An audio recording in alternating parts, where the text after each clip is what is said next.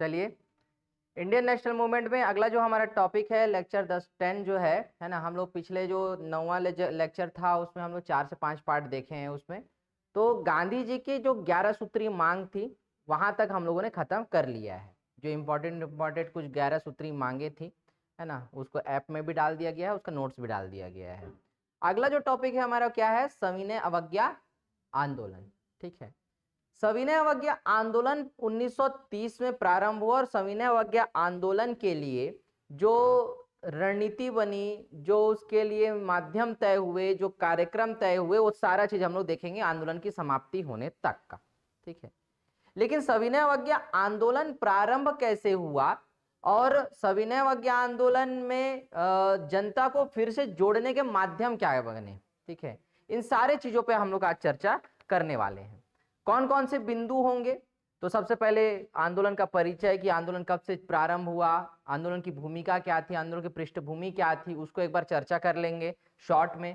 कारण क्या क्या थे सविनय अवज्ञा आंदोलन प्रारंभ करने के, आंदोलन के कार्यक्रम क्या क्या होंगे, आंदोलन का प्रचार और प्रसार कहां कहां तक पहुंचा, कितने क्षेत्रों तक और पूरा भारत इसमें कैसे शामिल हुआ, आंदोलन की लोकप्रियता के साधन क्या क्या थे, यानी किन किन माध्यमों से आंदोलन क्या हुआ, प्रगतिशील बना और लोकप्रिय कैसे हुआ, उसके बाद आंदोलन की समाप्ति कैसे हुई। ठीक है, सविनय अवज्ञा आंदोलन ध्यान में रखना 2 चरणों में हुआ। कितने चरणों में हुआ? 2 चरणों में हुआ। सविनय अवज्ञा आंदोलन गांधी जी के संघर्ष समझौता संघर्ष सिद्धांत पर आधारित है। किस पर आधारित है? संघर्ष समझौता संघर्ष, यानी कि क्या कि कुछ जिन मांगों के साथ में आपने आंदोलन प्रारंभ किया है उसके लिए संघर्ष करना है, कुछ मांगों को स्वीकार कराने हेतु समझौता भी करना है, और उसके बाद जो बचे हुए मांगे हैं उसके लिए आपको पुनः क्या करना है? संघर्ष करना है। एक थ्योरी देखी थी हम लोगों ने संघर्ष विराम संघर्ष की, और दूसरी थ्योरी है हमारी संघर्ष समझौता संघर्ष की। ऐसे 2 थ्योरियों के साथ में हम लोग यहाँ पर देखते हैं। तो ये वाला थ्योरी जो है आंदोलन हमको संघर्ष समझौता संघर्ष की थ्योरी पर आधारित रहेगा हमारा सविनय अवज्ञा आंदोलन। सन 1930 में सविनय अवज्ञा आंदोलन प्रारंभ हो रहा है, 1931 में समझौता होता है और 1932 में पुनः सविनय अवज्ञा आंदोलन क्या होता है? चालू होता है। तो फर्स्ट फेज हम लोग देखेंगे 1930 से 31 तक का, और उसके बाद 32 से 34 तक का, और 34 में पूर्णतः आंदोलन क्या कर दिया गया? समाप्त कर दिया गया गांधी जी के द्वारा। ठीक है, तो आंदोलन कैसे आगे बढ़ा, फिर आगे कौन कौन सी बातें हैं, इसमें पूना पैक्ट वगैरह है, इस सारी चीजों की चर्चा हम लोग करेंगे। लेकिन आज हम लोग पढ़ेंगे किसके विषय में? सविनय अवज्ञा आंदोलन के विषय में। ठीक है, तब ध्यान देखते हैं इसको। सबसे पहले क्या कि भारत में गांधी जी के असहयोग आंदोलन के बाद दूसरा सबसे बड़ा राष्ट्रीय आंदोलन अगर कोई हुआ तो कौन सा था? सविनय अवज्ञा आंदोलन, या जिसे हम कहते हैं सिविल डिसओबीडियंस मूवमेंट। ठीक है, यह कॉन्सेप्ट जो है सविनय अवज्ञा का वो डेविस मोरो के थॉट से लिया था। किसने? गांधी जी ने। जब हम गांधी जी के परिचय को देख रहे थे या गांधी जी के जब दर्शनों को हम लोग पढ़ रहे थे तो उन पर किन किन व्यक्तियों का प्रभाव है उसमें मैंने बताया था कि डेविस मोरो ने जब एक सत्याग्रह और सविनय अवज्ञा की जो बात की थी तो उस सविनय अवज्ञा के माध्यम को या उस सिद्धांत को किसने उठाया था, उसको किसने अडॉप्ट किया? गांधी जी ने अडॉप्ट किया। तो यहां से सविनय अवज्ञा का कॉन्सेप्ट आया है, और सत्याग्रह का और सविनय अवज्ञा का एक प्रयोग वो दक्षिण अफ्रीका में कर चुके थे पहले ही, तो उसकी सफलता से गांधी जी क्या थे? आश्वस्त थे कि भारत में भी वो परिणाम हमको मिलेगा। ठीक है, लेकिन भारत की परिस्थितियां थोड़ी सी अलग थी, इसलिए इस आंदोलन के कार्यक्रम भी थोड़े से क्या हुए? अलग हुए। ठीक है, अब यहां पे मामला क्या हुआ, कहां से चालू हुआ उसको समझना। आंदोलन का प्रारंभ हुआ, इसको डेट को सुधारना, 12 मार्च 1930। ठीक, 12 मार्च 1930, यहाँ पे मिस प्रिंट है, ये गलत डेट है। 12 जनवरी 1930 से नहीं चालू हुआ था, 12 मार्च 1930 से ये चालू हुआ। हम जानते हैं कि दिसंबर 1929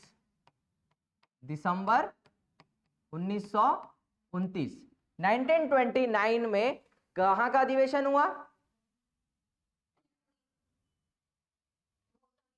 लाहौर। कहां का अधिवेशन हुआ? लाहौर का अधिवेशन हुआ कांग्रेस का। अध्यक्ष कौन बने थे? पंडित जवाहरलाल नेहरू। उनकी अध्यक्षता में कांग्रेस का अधिवेशन हुआ, जिसमें नेहरू रिपोर्ट को पूर्णतः निरस्त कर दिया गया और लक्ष्य क्या रखा गया कांग्रेस का? पूर्ण स्वराज का। किसका लक्ष्य रखा गया? पूर्ण स्वराज का लक्ष्य रखा गया। और इसी के बाद इस दिसंबर 1929 के बाद 2 जनवरी 1930 कांग्रेस की कार्यकारिणी की बैठक होती है। उसमें यह तय किया जाता है कि हम पूर्ण स्वराज दिवस मनाएंगे कब? 26 जनवरी 1930 को। क्या, कौन सा दिवस मनाएंगे? पूर्ण स्वराज दिवस, जिसे भारत का पहला स्वतंत्रता या स्वाधीनता दिवस हम लोग कहते हैं।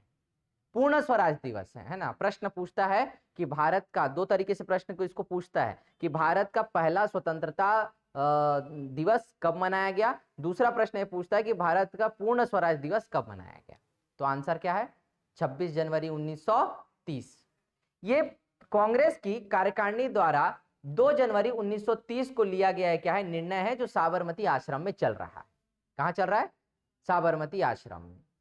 इसी बीच में गांधी जी को सविनय अवज्ञा आंदोलन प्रारंभ करने की भी क्या दी जाती है? अनुमति, या उनके नेतृत्व में सविनय अवज्ञा आंदोलन को प्रारंभ करने का आग्रह किया जाता है। किससे? महात्मा गांधी जी से। क्लियर है यहां पर? अब गांधी जी ये चिंतित हैं कि हम अगर सविनय अवज्ञा आंदोलन अगर प्रारंभ करते हैं तो क्या उसे उस तरीके का जन आंदोलन या जन समर्थन मिलेगा क्या? क्या वो मास मूवमेंट बनेगा क्या? क्यों? कारण यह है कि 1922 के बाद अब 1930 का समय है। इन लंबे समय में लगभग 6 साल या 8 साल का जो समय है, यहां पर क्या है? राजनीतिक अवरोध या राजनीतिक शून्य का समय है। कोई बड़ा आंदोलन हुआ है क्या? नहीं हुआ है। कोई बड़ा मूवमेंट हुआ क्या? नहीं हुआ है। कोई ऐसा बड़ा इशू उठा था क्या? नहीं उठा था। हम किस में लगे हैं? राजनीतिक व्यवस्था को बनाने में लगे हुए हैं। स्वराज पार्टी देख लिए, ठीक है, साइमन कमीशन का विरोध देख लिए, है ना, नेहरू रिपोर्ट पे अपना क्या देख लिए कि जो सहमति और असहमति का दौर देख लिए। अब एक बड़े आंदोलन को खड़ा करना है, वो भी ब्रिटिश सरकार के खिलाफ, तो क्या ऐसा आंदोलन जो असहयोग आंदोलन के समय मिला था, जो समर्थन खड़ा हुआ था, जो मास मूवमेंट खड़ा हुआ था, वो क्या दोबारा आ पाएगा क्या? ठीक है, वो गांधी जी की चिंता में है। तो शुरुआत में गांधी जी ये प्रयास करते हैं कि इसे टाल दिया जाए, परंतु गांधी जी फिर भी क्या करते हैं? इरविन को पत्र लिखते हैं। किसको? उनकी अपनी पत्रिका यंग इंडिया में इरविन और तत्कालीन ब्रिटिश प्रधानमंत्री रैमजे मैकडॉनल्ड के नाम एक 11 सूत्रीय मांगों को रखा जाता है। ठीक है, और उन 11 सूत्रीय मांगों को 1 हफ्ते का समय दिया जाता है। यदि ब्रिटिश गवर्नमेंट स्वीकार उसको नहीं करती है, तब मेरा अगला स्टेप क्या होगा? सविनय अवज्ञा का होगा। ये गांधी जी ने तय कर लिया था। किसका होगा? सविनय अवज्ञा का होगा। सिविल डिसओबीडियंस जो होगा वो मेरा अगला स्टेप है। ये गांधी जी क्लियर कर चुके थे। 1 हफ्ते का समय गांधी जी ने दिया, लेकिन वो 1 हफ्ते में वो मांगे पूरी हुई क्या?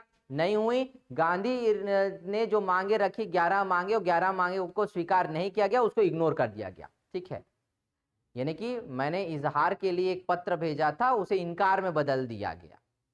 सीधी सीधी बात। तो गांधी जी ने क्या कहा यहाँ पर?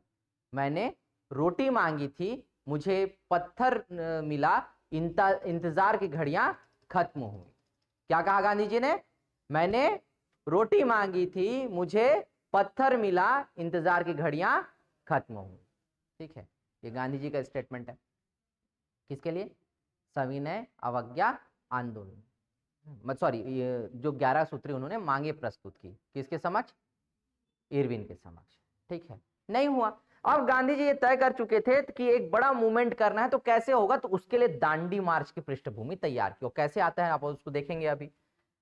पहला चरण जो स्टार्ट हुआ 12 मार्च 1930 से चलकर ये 5 अप्रैल 1931 तक, नहीं ठीक है 5 मार्च 1931, ठीक है, इरविन समझौते तक जाएगा। ठीक है, पहला चरण कब से कब तक? 12 मार्च 1930 से स्टार्ट होता है और 5 मार्च 1931 तक चलता है। ठीक है, ये फर्स्ट चरण था, ये पहला चरण हमारा सविनय अवज्ञा आंदोलन 2 चरणों में हुआ। तो ये पहला कहां से स्टार्ट हुआ? आपका 12 मार्च 1930 से लेकर 5 मार्च 1931 तक। ठीक है, गांधी और इरविन के बीच में क्या हुआ है, समझौता हुआ है, किसके लिए, द्वितीय गोलमेज सम्मेलन में जाने के, ठीक है। और कुछ मांगे स्वीकार की गई, और क्या क्या मांगे स्वीकार हुई वहां पे हम बाद में बात करेंगे समझौते के दौर में। फिर दूसरा जो था, जनवरी 1932 से स्टार्ट हुआ, है ना, लगभग 4 या 5 जनवरी से स्टार्ट हुआ 1932 में, और 1934 में क्या हो गया, समाप्त हो गया। टोटल क्या हो गया, समाप्त हो गया। क्या क्या स्टेप थे इसमें, 12 मार्च 1930 को दांडी मार्च स्टार्ट हुआ। जनवरी 1931 में गांधी इरविन पैक्ट पर क्या हुआ, सिग्नेचर हुआ, मतलब दोनों के बीच में समझौता हुआ, गांधी और इरविन के बीच में। 5 मार्च तक उनको स्वीकृति मिल गई कांग्रेस के द्वारा। सितंबर 1931 में द्वितीय गोलमेज सम्मेलन स्टार्ट हुआ, जिसमें गांधी जी शामिल होने गए राजपूताना जहाज से। और 1934 में आंदोलन क्या हो गया, वापसी ले लिया गया। सविनय अवज्ञा आंदोलन का प्रथम और द्वितीय चरण दोनों, ठीक है। प्रथम तो यहीं पे स्थगित किए थे, है ना, 31 में, और 32 में जब पुनः स्टार्ट हुआ द्वितीय में गोलमेज सविनय अवज्ञा आंदोलन, तो 1934 में समाप्त हो गया, ठीक है। और उसका जो बड़ा माध्यम बना वो कौन सा था, पूना समझौता। कौन सा, पूना समझौता। उसको अपन लोग पढ़ेंगे। यहां तक क्लियर है, समझ में आया। इसकी पृष्ठभूमि को अब देखते हैं कैसा हुआ। कारण क्या थे, सबसे पहला कारण क्या, साइमन कमीशन का गठन। तो हम जानते हैं कि सन 1927 में साइमन कमीशन का गठन जो है, सन 1919 के मॉन्टेग्यू चेम्सफोर्ड सुधार अधिनियम के समीक्षा करने के लिए गठित किया गया था, जिसमें एक भी क्या नहीं था, भारतीय नहीं था, और उसी को लेकर गतिरोध उत्पन्न हुआ। भारत में भारत विरोध प्रदर्शन हुआ, जिसमें लाला लाजपत राय की मृत्यु तक हुई, ठीक है। और साइमन कमीशन को चैलेंज करते हुए क्या किया, जब चैलेंज किया था भारतीयों ने, तो लॉर्ड बर्किनहेड ने भारतीयों को चुनौती दी थी अपने लिए एक संविधान का प्रारूप तैयार करने को, ठीक। 1928 में उसी चुनौती को स्वीकार करते हुए नेहरू रिपोर्ट का प्रकाशन हुआ। किसका प्रकाशन हुआ, नेहरू रिपोर्ट का प्रकाशन हुआ। परंतु नेहरू रिपोर्ट को स्वीकार करने के लिए 1 साल का समय भी दिया गया, परंतु स्वीकार नहीं किया गया, ठीक है, अस्वीकृति मिल गई। सन 1929 का जो लाहौर का कांग्रेस अधिवेशन हुआ था, इस कांग्रेस अधिवेशन में पंडित जवाहरलाल नेहरू ने अपने अध्यक्षीय उद्बोधन में पूर्ण स्वराज को कांग्रेस का अगला लक्ष्य घोषित किया। किसको, पूर्ण स्वराज को। अब कांग्रेस क्या चाहती है, पूर्ण स्वराज चाहती है, क्लियर है ना, ये तय हो गया। अगला क्या, 1929 की जो वैश्विक महामंदी थी, उससे भारत भी घिरा हुआ था, परंतु भारत को में किसी भी प्रकार से रियायत या सुधार की बात बिल्कुल नहीं हुई थी। गांधी जी के जो 11 सूत्री मांग थे, उसको टोटल क्या कर दिया गया था, अस्वीकार कर लिया गया था। जो 11 पॉइंट्स जो उन्होंने डिमांड में रखे, उन डिमांड्स को क्या कर लिया गया, अस्वीकार कर लिया गया, ठीक है, अस्वीकार किया। किसने, इरविन और ब्रिटिश प्रधानमंत्री रेमजे मैकडॉनल्ड ने, जो उनकी यंग इंडिया में प्रकाशित हुई थी उनके नाम से, इग्नोर कर दिया उसको। गोलमेज सम्मेलन की विफलता, जो प्रथम गोलमेज सम्मेलन जो स्टार्ट हुआ है ना, वो भी क्या था, एक कारण बना कि सविनय अवज्ञा आंदोलन जो है स्टार्ट, मतलब उसका सेकंड फेज भी जो हुआ स्टार्ट हुआ। सेकंड फेज के लिए खासकर इसको हम लोग बात करेंगे, क्योंकि सेकंड फेज में जो जिन मुद्दों पर बातचीत करनी थी, उन पूरे मुद्दों पर बातचीत नहीं हुई। सांप्रदायिकता के मामले पे और सांप्रदायिक पंचायत के मामले पे आकर ये मामला पूरा अटक गया, विफल हुआ सेकंड भी। कारण क्या कि पहले ही कांग्रेस ने ये कहा था, जब गांधी इरविन समझौता हुआ, तो वह द्वितीय गोलमेज सम्मेलन में इसी शर्तों पर शामिल होगा कि उस सम्मेलन में केवल और केवल भारत के संवैधानिक विकास और मूल बातों पर ही क्या होगी, चर्चा होगी, ठीक है। लेकिन बात किस पर निकली वहां पर, फिर सांप्रदायिक पंचायत पर, सांप्रदायिक निर्वाचन पर, उसी पे बात पे आकर फिर अटका, और फिर उस सेकंड गोलमेज सम्मेलन भी क्या हो गया, रद्द हो गया, क्योंकि गांधी और अंबेडकर के बीच में तीखी बहस हो गई। समझ में आया, गांधी और अंबेडकर के बीच में क्या हो गई, तीखी बहस हो गई, है ना, कि दलितों को हम अलग से क्या देना चाहते थे, अंबेडकर सांप्रदायिक निर्वाचन का एक व्यवस्था देना चाहते थे, अलग से उनके लिए प्रतिनिधित्व हो। लेकिन गांधी जी कहते हैं कि यह वंचित जो वर्ग है वो हिंदू समाज का मूल हिस्सा है, इनकी व्यवस्था होगी तो सामान्य निर्वाचन से होगी, नहीं तो नहीं होगी। सीधा उनका सिंगल एजेंडा था, अलग से उनको बांटने का प्रयास ना किया जाए। अंबेडकर को 2 टुक सुना दिए थे, है ना। तो जब गांधी जी सेकंड गोलमेज सम्मेलन में शामिल होने के लिए जब लंदन जाते हैं, तो वो उनके लिए अलग से पूरी व्यवस्था होती है। राजपूताना जहाज में गए थे वो, है ना, ब्रिटेन की राजपूताना जहाज में बैठकर गांधी जी कहाँ गए, गोलमेज सम्मेलन में, सेकंड गोलमेज सम्मेलन में शामिल होने गए। और जो अंबेडकर हैं वो एस मांटे रोसो नामक जहाज से गए थे। कौन से जहाज से गए थे, एस मांटे रोसो, ठीक है, मैं बता भी दूंगा उस समय और है ना, दोनों जहाजों के। गांधी जी किस जहाज में गए थे तो पूछता ही है, अंबेडकर भी किस जहाज में गए थे वो पूछ ना दे किसी दिन, इसलिए बता रहा हूं कि अंबेडकर जिस जहाज में गए उसका नाम था एस मांटे रोसो। क्या नाम था? एस मांटे रोसो, उस जहाज का नाम था। ठीक है, चलो आगे बढ़ते हैं। अब आता है नमक सत्याग्रह या डांडी मार्च। ठीक है, जिसको हम लोग क्या कहते हैं? डांडी मार्च, नमक सत्याग्रह या नमक मार्च के नाम से भी जानते हैं। गांधी जी के आंदोलनों में एक व्यापक आंदोलन कौन सा है? नमक सत्याग्रह। कौन सा? नमक सत्याग्रह। गांधी जी के 11 सूत्रीय मांगों में 11वीं जो मांग थी या डिमांड थी वो कौन सी थी? नमक पर से टैक्स को हटाना और नमक पर से सरकारी जो कहना चाहिए कि एकाधिकार है उसको समाप्त करना, यानी कि नमक बनाने का अधिकार सभी को मिलना चाहिए, और खासकर उन प्रांतों को या उन क्षेत्रों को जहां पर समुद्र तट है, ठीक है, उनको मिलना चाहिए। ये गांधी जी का मेन थॉट था और मेन उस मुद्दे को रखा था। अब गांधी जी के लिए यह अनिवार्य था जब 2 जनवरी 1930 को कांग्रेस की कार्यकारिणी ने यह तय किया कि सविनय अवज्ञा आंदोलन गांधी जी के नेतृत्व में प्रारंभ किया जाएगा, तो गांधी जी के पास में मूल समस्या यह थी कि मैं किस प्रकार से जन आंदोलन खड़ा करूंगा। कि गांधी जी आह्वान कर देते तो निकल आते क्या सब लोग? पॉसिबल है क्या? नहीं, क्योंकि जनता किसी ना किसी मुद्दे से जुड़ेगी ना, तभी सामने भीड़ में आएगी। ऐसे आ जाएगी क्या? मैं तुम लोग को बोलता हूँ चलो अपन निकलते हैं पीएससी में सुधार करने जाएंगे, ऐसा करके सब आ जाओगे क्या? है ना, जिसको जब तक चोट नहीं लगेगी ना पीएससी के व्यवस्था से तब तक नहीं आएगा। उसके लिए मुद्दा मूल होना चाहिए, बड़ा विषय होना चाहिए। तो विषय इस समय क्या था? नमक। क्या था? नमक। तो इसीलिए 12 मार्च सन 1930 को गांधी जी ने अपने 78 अनुयायियों के साथ, कहीं कहीं ये 72 भी लेता है, इसको ध्यान में रखना। तो अपना जब आंसर देखना एग्जाम हॉल में तो इस आंसर को कोट करते हैं, कहीं पे 72 मानता है, किसी में 78 मानता है और किसी में 79 लिखा हुआ होता है। ठीक है, एनसीईआरटी में 79 लिखा हुआ है। कितना लिखा हुआ है? 79। तो ध्यान रखना, बेसिकली हम लोग 78 को मान के चलते हैं। 78 अनुयायियों के साथ वह अपने साबरमती आश्रम से दांडी हेतु पद यात्रा प्रारंभ की, जिसको हम लोग दांडी यात्रा, दांडी मार्च कहते हैं। कितने लोगों के साथ में निकले? 78 लोगों के साथ में। कहां से निकल रहे हैं? साबरमती आश्रम से निकल रहे हैं। और इस दिन गांधी जी ने यह तय किया और ये कहा, उनका स्टेटमेंट है कि अब मैं साबरमती आश्रम तब वापस लौटूंगा जब भारत को स्वाधीनता प्राप्त हो जाएगी। ये गांधी जी ने शपथ ली। और गांधी जी वास्तविकता में 1947 के बाद ही कहां प्रवेश करते हैं? साबरमती आश्रम में प्रवेश करते हैं, तो तब तक वो साबरमती आश्रम गए ही नहीं। ठीक है, कब निकले हैं? सन 1930 में। कितना साल लग गया? 17 साल लग गए आने में। ठीक है, ये शपथ लेकर वो वहां से निकले थे गांधी जी की, साबरमती आश्रम में तब प्रवेश करूंगा जब देश को स्वाधीनता प्राप्त हो जाएगी। ये उनका स्टेटमेंट था। अब यहां पर क्या होता है कि लगभग 385 किलोमीटर की यात्रा 24 दिन में वो तय करते हैं और 6 अप्रैल 1930 को कहां पहुंचते? दांडी पहुंचते हैं। कहां पहुंचते हैं? दांडी। अब मैं यहां पे ये बता रहा था कि जनता को कैसे जोड़ेंगे। मुद्दा क्या आ गया? नमक का। अब गांधी जी ने पैदल यात्रा क्यों चुनी? अब उसको समझो। मैंने एक बताया था कि एक मूवी देखना आप लोग करके, गांधी। ठीक है, 1983-84 के आसपास में वो मूवी आई थी रिचर्ड एटनबरो की, जिसको ऑस्कर अवार्ड से सम्मानित किया गया था। उसका डायरेक्टर भी और उसका मुख्य किरदार, यानी कि गांधी जी का जो एक्ट किया है उसमें जो मुख्य किरदार जिसने निभाया उसका नाम ही वही क्या है? रिचर्ड एटनबरो है। उसी ने डायरेक्ट भी की है मूवी को और एक्टिंग भी की है गांधी जी की।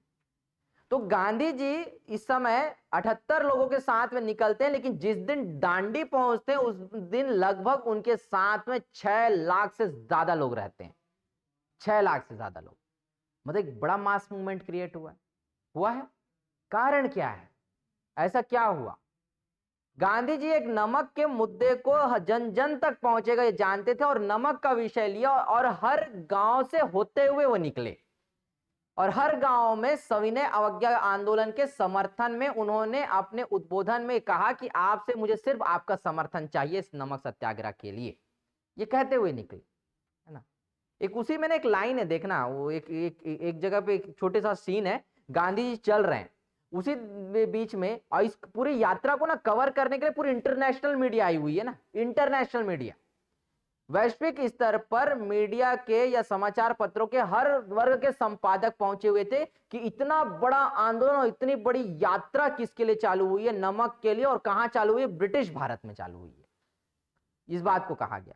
अब ये पूरी यात्रा चल रही है, गांव से निकल रही है ये यात्रा, उसी बीच में क्या है, गांव गांव में उनके लिए जैसे ही वो आने वाले रहते तो पानी से उनका पैर धुलाए जाते है ना, और दूसरा फूल की वर्षा की जाती, मंच तैयार किए जाते उनके लिए, ऐसी पूरी व्यवस्था चल रही थी गांधी जी के आगमन के लिए। हर कोई गांधी जी का नेतृत्व तो अपने यहाँ चाह रहा था, और उस रास्ते से वो जब निकल रहे थे तो हर गांव में रुकते हुए वो गए हैं गांधी जी, ऐसी व्यवस्था चलती रही उनकी। तो उसी समय ना एक पत्रकार मिलता है, hello mister Gandhi, I am walker, ना कुछ समथिंग चार्ल्स वॉकर वगैरह कुछ नाम बताता है अपना, आई एम वॉकर। तो गांधी जी बोलते हैं okay, nice to meet you mister Walker, and I am also Walker, बोलता है मतलब मैं भी चल रहा हूँ। इस तरीके का व्यंग भी है उस मूवी का, वो सीन ना मेरे बहुत बेहतरीन लगा था। ठीक है, तो hello mister Walker, nice to meet you, and I am also Walker, ऐसा बोलता है, मैं भी चल रहा हूँ। ठीक है, तो इस तरीके से पैदल यात्रा चल रही है गांधी जी की, और क्या कर रही, जनता जुड़ रही है। तो मतलब एक मुद्दा मूल होना चाहिए जिससे जनता जुड़नी नहीं चाहिए, तब जन आंदोलन खड़ा होता है, तब मास मूवमेंट क्या होता है, प्रारंभ मतलब खड़ा होता है आपका। तो ये निकले, एक कुछ साउथ से कुछ लोग आ रहे थे, तो लगभग 24 दिन की यात्रा के बाद जब 6 अप्रैल के करीब दांडी जब पहुंचने वाले थे, तो इसी बीच में यहां पर उनका स्वागत कौन करती है दांडी से पहले, सरोजनी नायडू जी। गांधी जी अपनी बहन की तरह मानते थे सरोजनी नायडू को, तो सरोजनी नायडू जी यहाँ पर क्या करती है, गांधी जी का ऐसा देखा होगा आपने, जनेऊ हाथ में लिए हुए एक महिला जो है कुछ संख्या के साथ में किसका स्वागत कर रही है, गांधी जी का स्वागत कर रही है। तो गांधी जी का स्वागत जब वो करती हैं दांडी के समीप पे, तो वो कहती हैं कि हे कानून के विध्वंसक, तेरा स्वागत है, कहती हैं। वहां पे एक स्टेटमेंट आया, ये किसका स्टेटमेंट है, सरोजनी नायडू का। उन्होंने गांधी जी को क्या कहा था, कानून का विध्वंसक कहा था, कानून को नष्ट करने वाला, कानून तोड़ने वाला इसका मतलब होता है। नमक कानून तोड़ रहे थे वो, नमक कानून पे क्या, नमक बनाना सरकारी एकाधिकार था, उन्होंने अपनी इजारेदारी प्रथा के अनुसार क्या किया था, वो उस व्यवस्था को एकाधिकार में रखे थे कि मेरे अलावा नमक कानून को, नमक कोई दूसरा बना नहीं सकता, ये ब्रिटिश सरकार रखा था, ब्रिटिशर्स के हाथ में था नमक, इसलिए वो बनाते थे, उस पर टैक्स लगाते थे, और महंगे दामों पे नमक किसको मिलता था, आम प्रजा को मिलता था, जबकि नमक पर किसी का एकाधिकार होना ठीक बात नहीं थी। नमक कहां से मिल रहा है हमको, समुद्र से मिल रहा है ना, उत्पादन कैसे हो रहा है, कोई बहुत बड़ा उत्पादन होने का है क्या, नहीं, सामान्य प्रक्रिया है उसको नमक प्राप्त करने की है।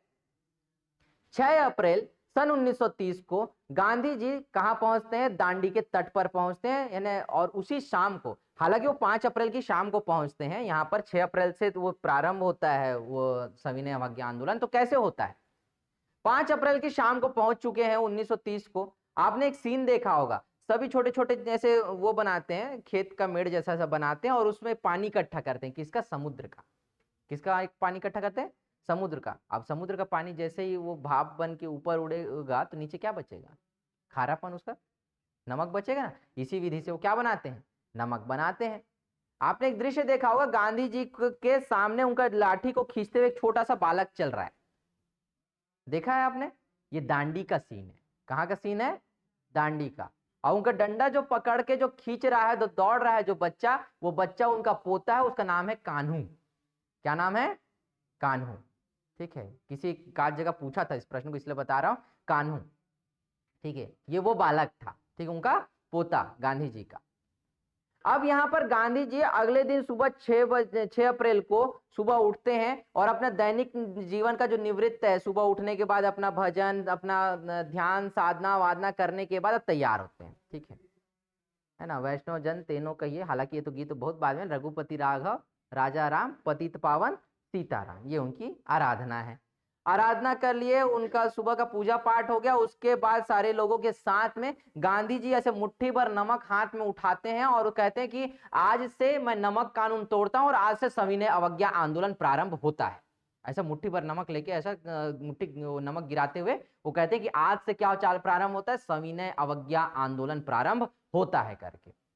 आज्ञा की अवज्ञा कानून को यहाँ पे गांधी जी ने तोड़ा। कौन से कानून को? नमक कानून को तोड़ा। तो जब ये पूरा दांडी मार्च चालू हुआ तो सविनय अवज्ञा आंदोलन की एक लहर प्रारंभ हुई, एक बड़ा मास मूवमेंट चालू हुआ। हर घर घर में क्या किया गया? नमक बनाने की प्रक्रिया चालू की गई। ठीक है, अब लोगों को इतनी तो बुद्धि नहीं है कि साइंटिफिक किस तरीके से नमक बनेगा, तो पता नहीं है ना। जैसे रायपुर में रासायनिक प्रक्रिया से रविशंकर शुक्ल ने क्या बनाया? HCl से आपका खाने सोडा और HCl से क्या बना दिया था? आपका नमक बना दिया था। उसका क्या लगाया गया? नीलामी की गई। धमतरी में उसी प्रक्रिया से नीलामी की। बाजीराव कृदत्त ने उसको 61 रुपए में खरीदा। इधर मुंगेली जो जिला था अपना, तो मुंगेली में नाले के पानी और मिट्टी से सांकेतिक रूप से नमक बनाया गया और उसकी नीलामी की गई। ठीक है, हम नमक कानून बना के क्या कर रहे हैं? तोड़ रहे हैं ऐसा करके। घरों में यहां तक बोलते आते हैं, इतिहास में अगर पढ़ोगे आप कुछ किताबों को, तो घरों में हैंडपंप पानी, तालाब के पानी से भी नमक बनाने का प्रयास किया गया। ठीक है, अब वहां से कहां से बनेगा? सीधी सी बात है, लेकिन सांकेतिक। ठीक है, ये क्या है? सांकेतिक प्रयास है और आंदोलन को समर्थन देने का। कई लोग पानी डाल डाल के जाता चला रहे हैं। ठीक है, चक्की पीसिंग एंड पीसिंग हो सकता है इससे नमक बन जाए। अलग अलग प्रक्रिया देख रहे हैं। ठीक है, लेकिन इन सारे प्रक्रियाओं का मतलब यह था कि गांधी जी ने हर जनता के हृदय में नमक कानून तोड़ने का जो डर था वो हटा दिया। ठीक है, अब हर जनता किससे जुड़ गई? सविनय अवज्ञा से जुड़ गई, जुड़ी, है ना। तो इस तरीके से आंदोलन ने गति लिया। ठीक है, सविनय अवज्ञा आंदोलन प्रारंभ हुआ यहां पे से। नमक कानून का उल्लंघन तथा सविनय अवज्ञा की औपचारिक घोषणा यहीं पे हुई, जैसे बताया 6 अप्रैल से। ठीक, सुभाष चंद्र बोस ने इस यात्रा की तुलना नेपोलियन की पेरिस यात्रा से की। नेपोलियन बोनापार्ट ने पेरिस की जो यात्रा की थी, जो पेरिस मार्च किया था, उससे इसकी तुलना की जाती है। दूसरा मुसोलिनी, मुसोलिनी है ना, मुसोलिनी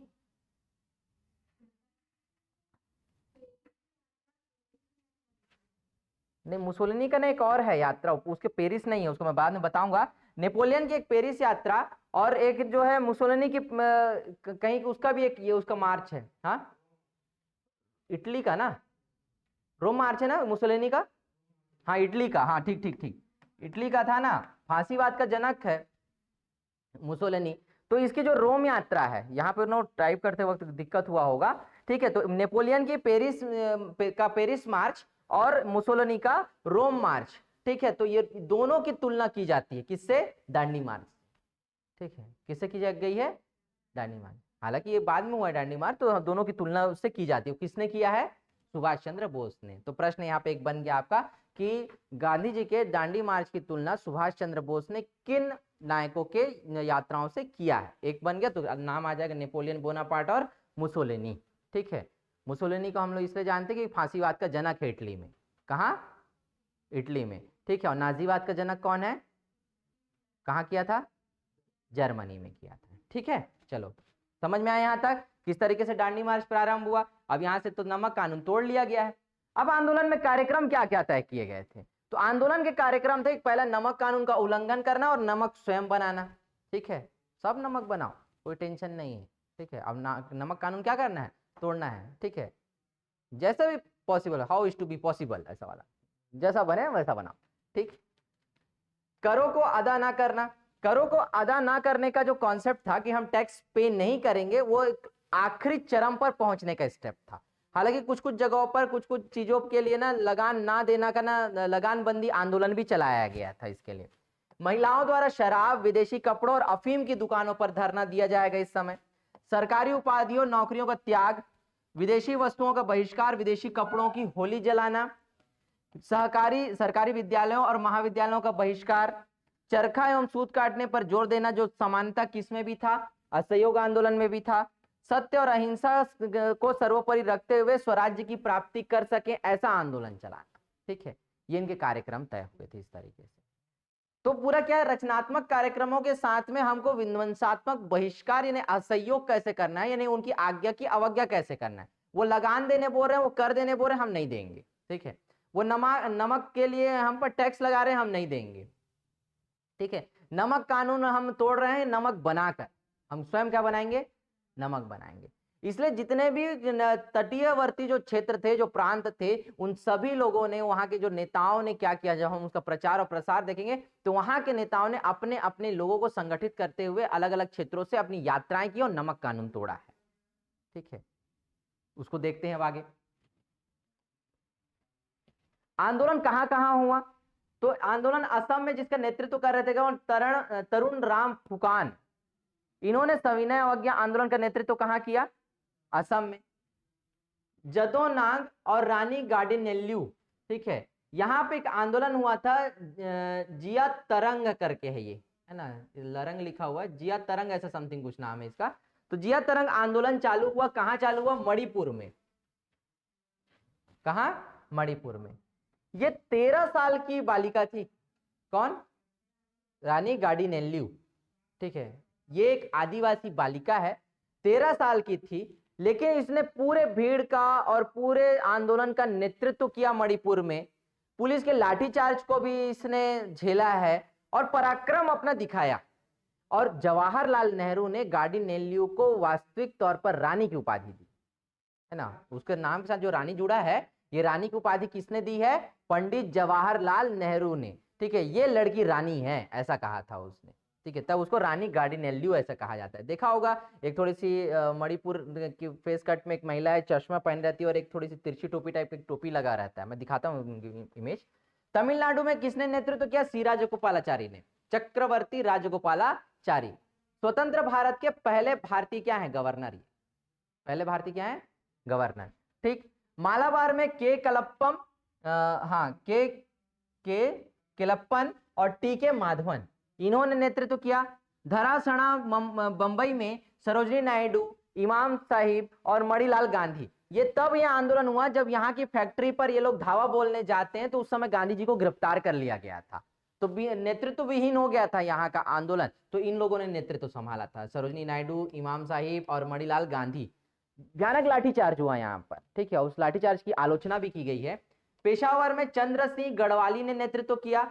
पश्चिमोत्तर प्रांत, नॉर्थ वेस्ट फ्रंटियर में यहाँ का नेतृत्व करने वाले व्यक्ति थे खान अब्दुल गफ्फार खान। कौन थे? खान अब्दुल गफ्फार खान। लाहौर के 1929 के कांग्रेस अधिवेशन में पहली बार इन्होंने भाग लिया और उन्होंने कांग्रेसी अधिवेशन से, कांग्रेस से प्रभावित होकर कांग्रेस की सदस्यता ग्रहण की। खान अब्दुल गफ्फार खान कांग्रेस के लाहौर अधिवेशन से प्रभावित होकर इन्होंने कांग्रेस को क्या किया? ज्वाइन किया। इनके द्वारा ऑर्गेनाइज्ड एक संगठन था, इसको कहा जाता था लाल कुर्ती संगठन। क्या कहा जाता था? लाल कुर्ती संगठन।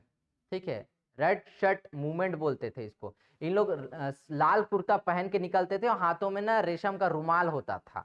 ठीक है, तो गाना सुने हो ना, तो दिल्ली में ना, कि क्या, कौन सा गाना आया था नहीं, बड़ा बेहतर है कि रेशम का रुमाल गले में, तू आ जाना दिलदार मेरे में, मैं दिल्ली दा सुरमा लगा के कब से खड़ी हूँ दरवाजे पे। ऐसा सुने हो ना गाना, वही वाला रेशम का रुमाल। ठीक है, तो रेशम का रुमाल लेके इन लोग का गुट निकलता था एक साथ। इसको लाल कुर्ते, हाथों में रेशम का रुमाल होता था, सफेद कलर की शर्ट पहनते थे, कुर्ता पहनते थे, इसी को लाल कुर्ती संगठन बोलते हैं। क्या बोलते हैं? लाल कुर्ती संगठन। तो इसी क्षेत्र में क्या हुआ था? पश्चिमोत्तर क्षेत्र में कबायली लोग थे। क्या लोग थे? कबायली। तो कबायली लोगों ने इसी समय गांधी जी को मलंग बाबा कहा था। क्या कहा था? मलंग बाबा, सविनय अवज्ञा आंदोलन के दौरान। और इस खान अब्दुल गफ्फार खान ऐसे गांधीवादी नेता थे कि इन्हीं को सीमांत गांधी या फ्रंटियर गांधी के नाम से जाना जाता है। किस नाम से? सीमांत गांधी या फ्रंटियर गांधी के नाम से जाना जाता है। किसको? खान अब्दुल गफ्फार खान को। ध्यान में रखना, प्रश्न पूछता है कि भारत का सीमांत गांधी कौन है या फ्रंटियर गांधी कौन है, तो क्या उत्तर आएगा? खान अब्दुल गफ्फार खान। ठीक है, सीमांत गांधी के नाम से जाना जाता है इनको। क्लियर है? पक्का क्लियर है ना? सीमांत गांधी किसको बोलते हैं? जोर से बोलो। ठीक, चलो। उड़ीसा में नेतृत्व किसने किया? गोपी चंद्र ने।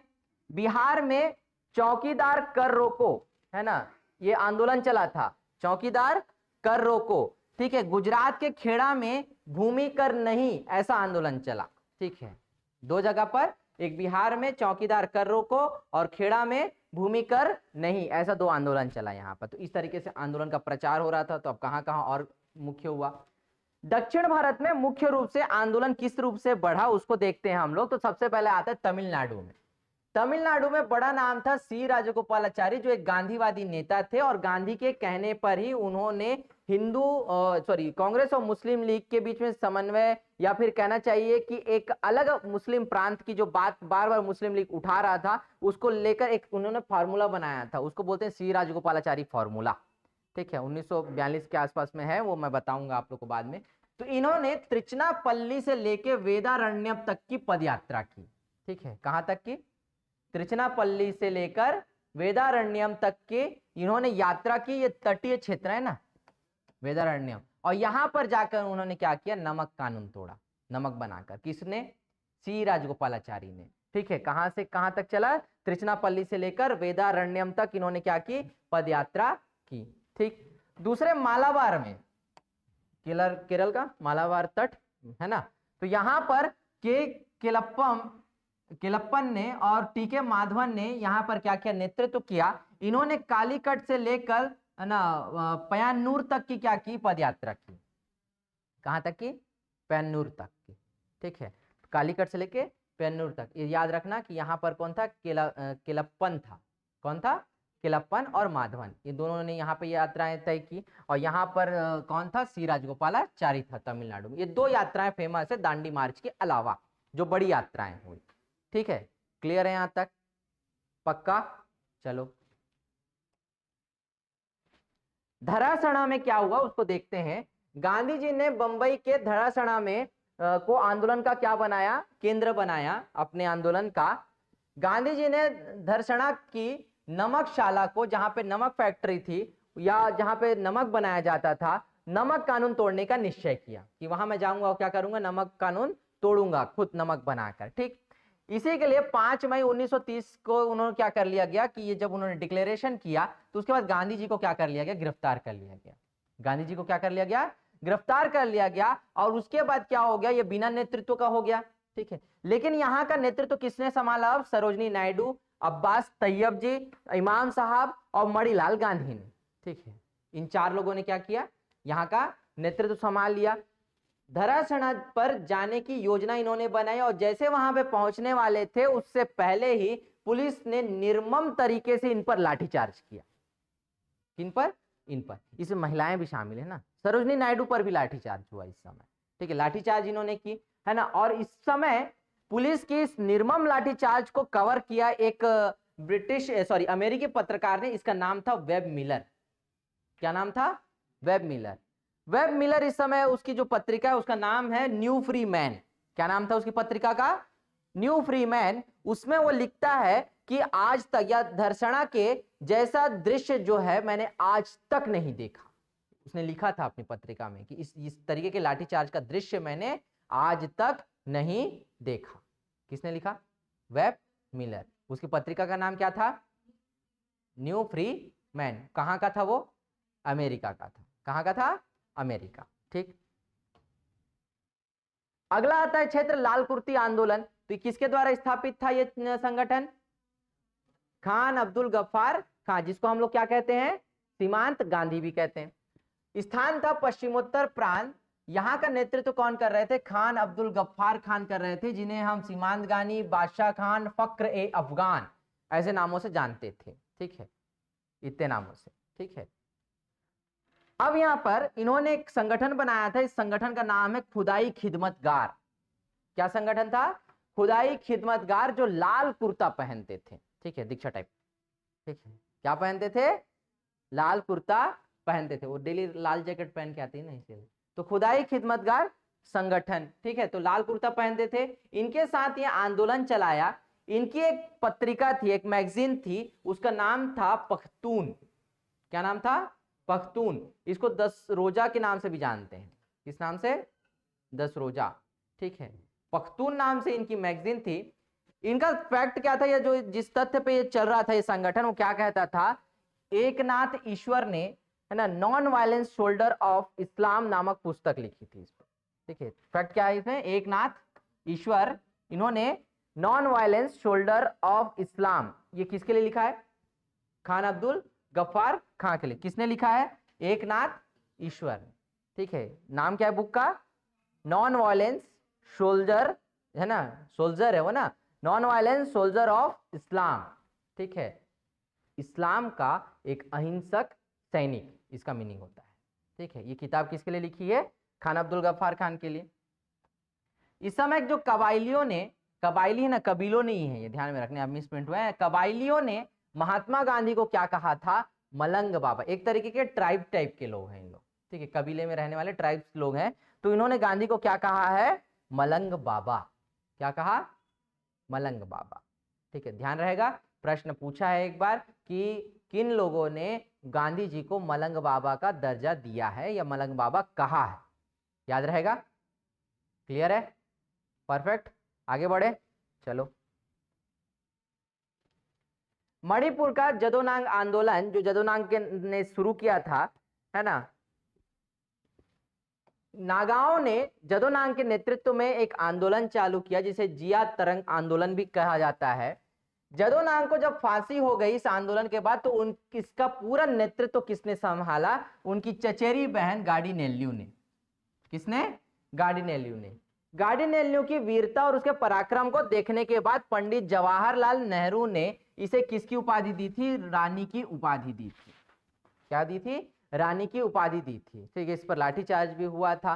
तो एक पंडित जवाहरलाल नेहरू ने कहा भी था कि इस आंदोलन में इसके नेतृत्व को देखने के बाद कि एक दिन ऐसा भी आएगा जब भारत इन्हें स्नेह पूर्वक याद करेगा, गार्डिनेल्यू को। तो इसलिए आज भी देश के सर्वोच्च पद से भी इनके लिए सम्मान के विषय में या सम्मान के साथ में जो स्वतंत्रता सेनानी है ना, तो पूर्वोत्तर से आने वाले स्वतंत्रता सेनानियों में इनका नाम सर्वश्रेष्ठ रूप से लिया जाता है, रानी गार्डिनेल्यू का।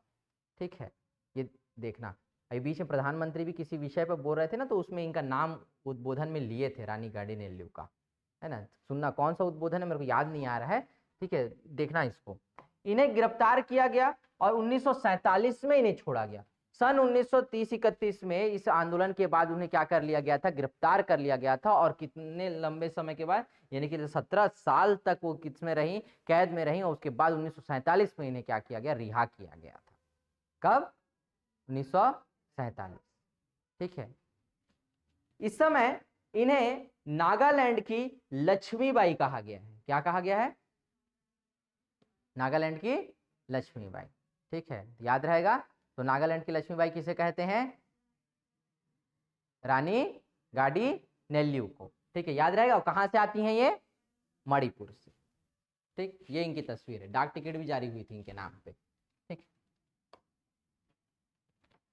अब इस आंदोलन की लोकप्रियता का साधन क्या क्या था? तो सबसे पहले जितनी प्रभात फेरियां निकलती, सुबह से क्या हो जाता था? प्रभात फेरियां निकलती थी। ठीक है, रैली जैसा सुबह से निकल रहे, और सविनय वगैरह, नमक बनाना है, नमक कानून तोड़ना है, कर नहीं देना है, ऐसे नारों के साथ में पूरा निकलता था प्रभात फेरी। ठीक, और इसी समय अलग अलग जितने भी पत्र पत्रिकाएं थी उसमें पूरे सविनय अवज्ञा आंदोलन के विषय में, उसके आंदोलन के विषय में पूरा विवरण छपता था। तो ऐसे ये क्या होता गया? बढ़ता चला गया, है ना, ज्यादा क्या होने चला? लोकप्रिय होता चला गया। संदेश देने हेतु लालटेन का प्रयोग किया गया। इस समय लालटेन जलाया गया, है ना, लालटेन लेके लोग रैली में निकलते थे, है ना, कि ये हमारा क्या है? संदेश वाहक है, हमारा संदेश है कि ये लालटेन जलाओ और क्या है? ब्रिटिश सरकार को झुकाना है, ऐसा संदेश था। ठीक है, तो लालटेन लेके निकलते थे। इस समय वानर सेना और मंजरी सेना का गठन हुआ। स्कूल के छात्रों, छोटे छोटे बालकों के साथ में और युवाओं के साथ में, जो कॉलेज के थे उनके साथ में वानर सेना और मंजरी सेना का गठन किया जाता था। ठीक है, जैसे यहाँ भी देवरस जी ने यहाँ पर भी प्रारंभ किया था। अलग अलग क्षेत्रों, बिहार में, उत्तर प्रदेश में, बंगाल में ऐसे वानर सेना और मंजरी सेना का गठन किया गया। ये युवाओं को और बालक बालिकाओं को अपने साथ में शामिल करने का क्या था? एक प्रयोग था, जिस आंदोलन में उनके साथ में फेरियों में चलते थे छोटे छोटे कामों के लिए। ठीक, जनसभाएं और दौरे करना। तो इस समय तमाम जगहों पर, अब पूरे भारत भर में सविनय अवज्ञा आंदोलन की अगर लहर है तो उसके पीछे का कारण क्या था? जनसभाएं और दौरे होते थे। अलग अलग नेतृत्व के लोग क्या कर रहे हैं? दौरे कर रहे हैं। जवाहरलाल नेहरू कहां तक गए थे? आपके मणिपुर तक गए हैं। ठीक है, इधर पश्चिम उत्तर में भारत प्रांत में खान अब्दुल गफ्फार खां जैसे लोग क्या नेतृत्व कर रहे हैं। तो इस तरीके के जो जनसभाएं हुई, तो जनसभाओं का क्या हुआ? व्यापक प्रभाव पड़ा इस आंदोलन पे, जो आंदोलन को क्या बनाता चला गया? लोकप्रिय बनाता चला गया। अब समझ जो आओ इसी बात से कि 78 लोगों के साथ में गांधी जी निकले हैं, और दांडी कितने लोगों के साथ पहुंच रहे हैं? लगभग 6 लाख से अधिक लोगों के साथ। ठीक है भीड़, है ना, इतनी बड़ी संख्या के साथ में वहां पहुंचना और आंदोलन की शुरुआत करना, नमक कानून को तोड़ना अपने आप में अद्भुत है। ठीक है, आगे बढ़ते हैं। आंदोलन की समाप्ति कैसे हुई? सन 1930 में लॉर्ड इरविन ने गांधी जी और अन्य बड़े नेताओं को गिरफ्तार किया और उसके बाद 5 मार्च सन 1931 को गांधी और इरविन के बीच में क्या हुआ, समझौता हुआ और आंदोलन स्थगित करने की घोषणा की। ठीक है, सबसे पहले आंदोलन व्यापक हो रहा है और इस समय क्या हो रहा है, सन 1930 में प्रथम गोलमेज सम्मेलन प्रारंभ हुआ ब्रिटेन में, लंदन में, और प्रथम गोलमेज सम्मेलन में कांग्रेस नहीं गई, जबकि साइमन कमीशन की रिपोर्ट में ये स्पष्ट लिखा हुआ था कि भारत के भाग्य के लिए जो भी फैसला लेना है वो बिना कांग्रेस की सलाह पर नहीं लिया जा सकता, उसमें कहा गया था। और उसी के लिए गोलमेज सम्मेलन आयोजित किया गया था, जिसमें सभी राजनीतिक दलों की सहभागिता के साथ में ये निर्णय लिया जा सके कि भारत का भविष्य क्या होगा, उसमें किस प्रकार से संवैधानिक विकास के कदम हम आगे बढ़ा सकते हैं, ये था।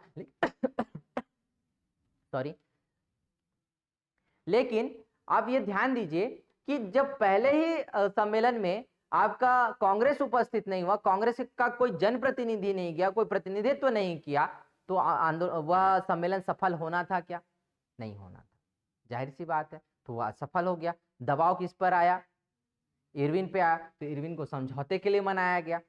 इसी के बाद 7 सितंबर सन 1931 को द्वितीय गोलमेज सम्मेलन भी क्या हो गया? विफल हो गया। ठीक है, जब आयोजित हुआ 7 सितंबर का सन 1931 का गोलमेज सम्मेलन भी, तो उस गोलमेज सम्मेलन में गांधी जी उपस्थित तो हुए। गांधी जी द्वितीय गोलमेज सम्मेलन में शामिल होने के लिए राजपूताना जहाज से कहां गए? लंदन गए। कौन से जहाज से? राजपूताना जहाज से। ठीक है, द्वितीय गोलमेज सम्मेलन में शामिल होने के लिए डॉक्टर अंबेडकर मांटे रोसो जहाज से कहां गए? लंदन गए।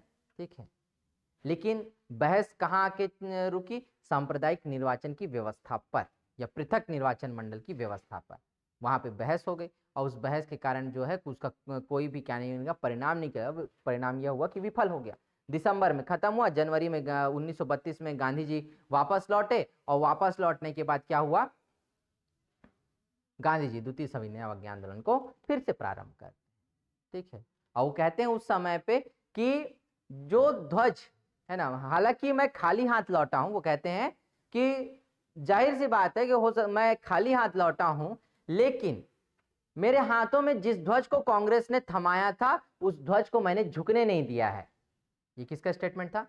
महात्मा गांधी का। ठीक, इस समय 1931 में इरविन के बाद अगला जो वायसराय बना वो कौन था? लॉर्ड विलिंगटन था, जो गांधी और इरविन के बीच जो हुए जो समझौते थे उसको क्या कर दिया? उसने अस्वीकार कर दिया, उसको नहीं माना। परिणाम यह था कि जनवरी 1932 में क्या हुआ? आंदोलन फिर से प्रारंभ हुआ और बाद में फिर क्या हुआ? क्रूरता से इसका दमन प्रारंभ। अब दमन चालू किए उसके बाद, तो दमन में कैसे? नेताओं की गिरफ्तारी की गई और कांग्रेस को क्या किया गया? इस समय गैर कानूनी संस्था घोषित किया गया। कांग्रेस को क्या घोषित कर दिया गया? गैर कानूनी संस्था घोषित कर दिया गया और उसके बाद इसके नेताओं को अलग अलग क्या कर दिया गया?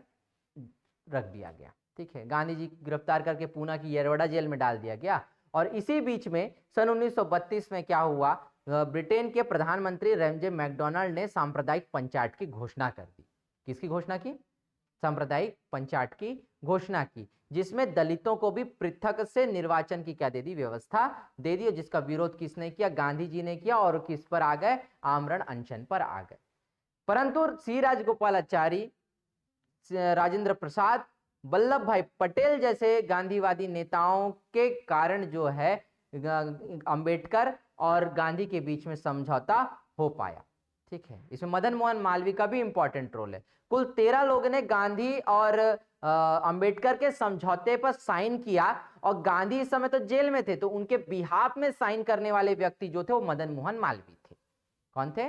मदन मोहन मालवीय। तो कल हम लोग जो गोलमेज सम्मेलन देखेंगे, तो गोलमेज सम्मेलन और गांधी ऋण समझौते को देखते हुए कल हम लोग इस पर चर्चा करेंगे कि क्या उसमें बातचीत हुई, क्या व्यवस्था बनाई गई दलितों के लिए, वंचित वर्गों के लिए। ठीक है, तो यहाँ हमारा सविनय अवज्ञा आंदोलन क्या होता है? समाप्त होता है। और इसमें जो भी डाउट होगा तो कल एक बार आप लोग देख कर आना, और इसके बाद फिर कंटिन्यू गोलमेज सम्मेलन, उसमें सांप्रदायिक पंचायत घोषणा, द्वितीय गोलमेज सम्मेलन, तृतीय और गांधी इरविन समझौते, सारा हम लोग एक साथ देखते चलेंगे। ठीक है, और उसके फिर आगे के आंदोलन। ठीक है, क्रमशः ऐसा चलेगा। और अब मुश्किल से कुछ ही क्लास और बची है इसकी मॉडर्न इंडिया की। ठीक है, समझ में आया यहाँ तक? क्लियर एकदम? ठीक, धन्यवाद।